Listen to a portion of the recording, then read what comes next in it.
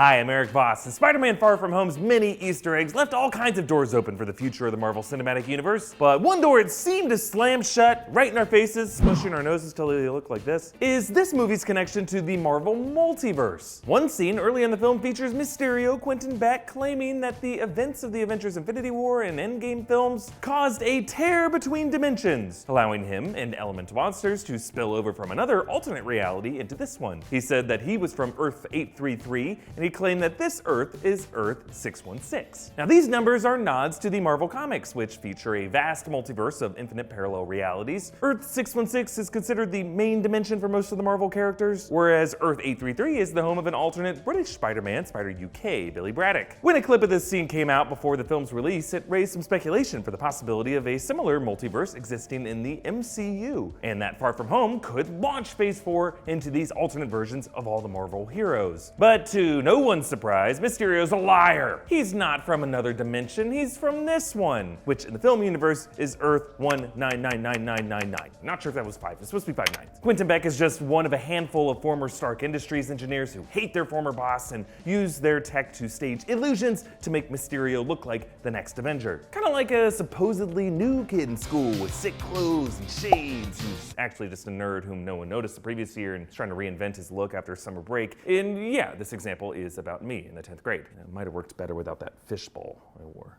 Since Mysterio's backstory of being a soldier from another dimension was fabricated, it would seem that Far From Home actually gave us no new information about any MCU multiverse. But Marvel head Kevin Feige gave us some little hopes when he was asked about whether Mysterio lying meant no multiverse. Feige said, "No, it just means he was full of shit. I mean, in Doctor Strange, we hear the Ancient One talk about the multiverse, so we've already established it as a thing." A thing! Hear that, guys? A thing! Feige's referring to the first time the term multiverse came up in the MCU in Doctor Strange, when the Ancient One explained to Strange the infinite array of alternate realities. Who are you in this vast multiverse, Mr. Strange?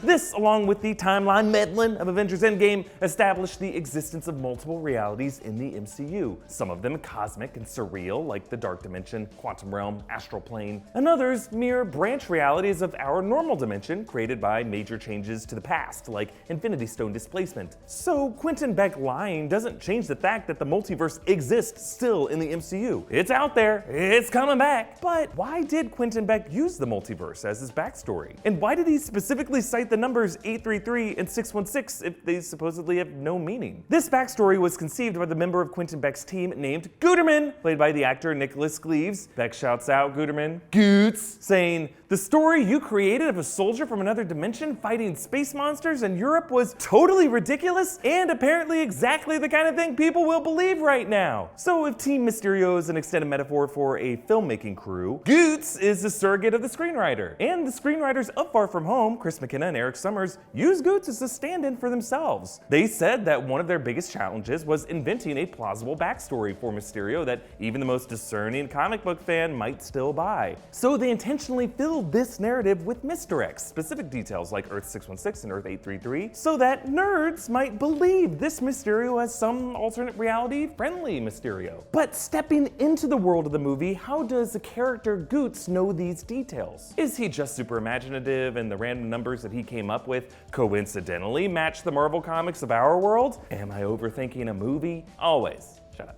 Within the MCU, the existence of the multiverse is at best a fringe theory among these people. When the Ancient One introduced Stephen Strange to the multiverse, he initially didn't believe it. And even after the reality-altering events of Infinity War and Endgame, when Beck claims to be from another dimension, Peter loses his shit. I'm sorry, you're saying there's a multiverse? Because I thought that was just theoretical. I mean, that completely changes how we understand the initial singularity. It's insane.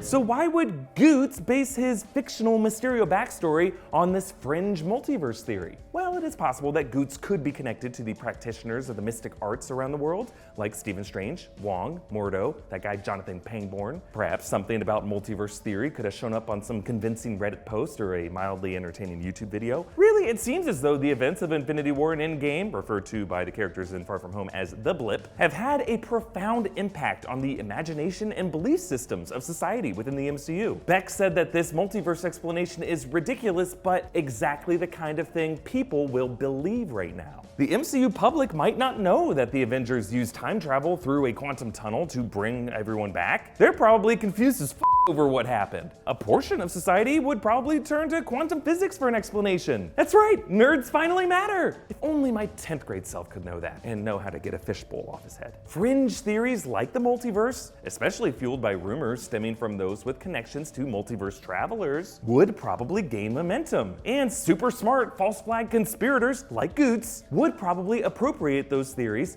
to invent a so crazy it might be true backstory to explain how a superhero no one has ever met only now appeared in their world. And the fact that this lie worked tells us that the characters in the MCU are now so susceptible to false narratives. Peter Parker being framed as a villain by J. Jonah Jameson, way harder for him to undo. Sowing doubt and confusion that many of the trusted officials and heroes could actually be Skrull shapeshifter imposters. Also potentially a really tricky problem should Marvel decide to do a Secret Invasion storyline. And this societal confusion creates a need for some great explainers. Figures like Reed Richards in the Fantastic Four. If the Avengers need a great scientific mind to guide them through this multiverse in Phase 4, I can think of no one better. The society of the MCU is now one that doesn't know what to believe. So whether the MCU will expand into the multiverse, or expand to alien invasions, or social commentary, or all of the above, the most unbelievable narratives from here forward will reign supreme. Comment down below with your thoughts and follow me on Instagram and Twitter at Erik Voss, and subscribe to New Rockstars for breakdowns and theories about everything Marvel. Thank you for joining me, and I'm kidding, I obviously never went to school with a fishbowl on my head. It was more of a medical brace to keep my skull from growing too large. I don't want to talk about it.